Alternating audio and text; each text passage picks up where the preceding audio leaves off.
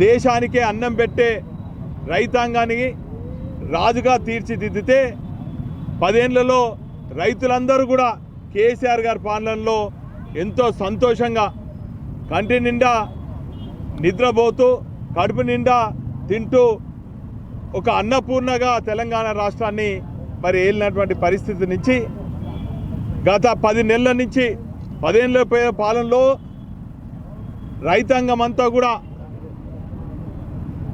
వ్యవసాయం పండుగ చేస్తే 10 నెలల కాలంలో దండుగా అని చెప్పి రైతులందరూ కూడా అనేక రకాలుగా బాధపడుతున్నారు.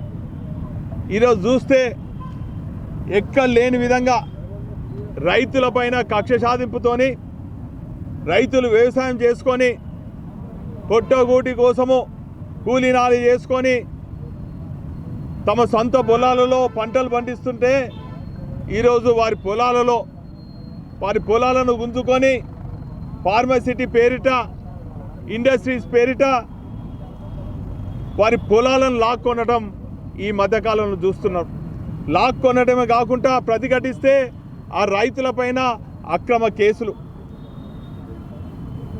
కేసులు పెట్టడమే కాకుండా జైలులో ఉంటే వారు అనారోగ్యంతో బాధపడుతుంటే వారికి సంఖ్యలు లేచి ఇటు ఆసుపత్రికి తీసుకుపోవటాన్ని చూస్తుంటే ప్రజాస్వామ్యవాదులందరూ కూడా దీన్ని తీవ్రంగా ఖండిస్తారు.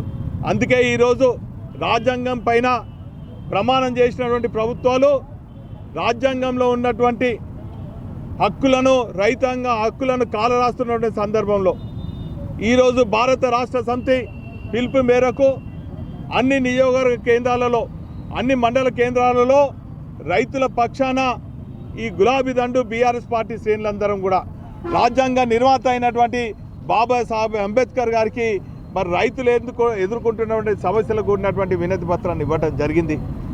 ఈరోజు ఇంతటితో మేము ఆగము. అటు మా బీఆర్ఎస్ పార్టీ శాసనసభ్యులు ఖచ్చితంగా ఈ అంశాలను అసెంబ్లీలో లేవదీస్తాం.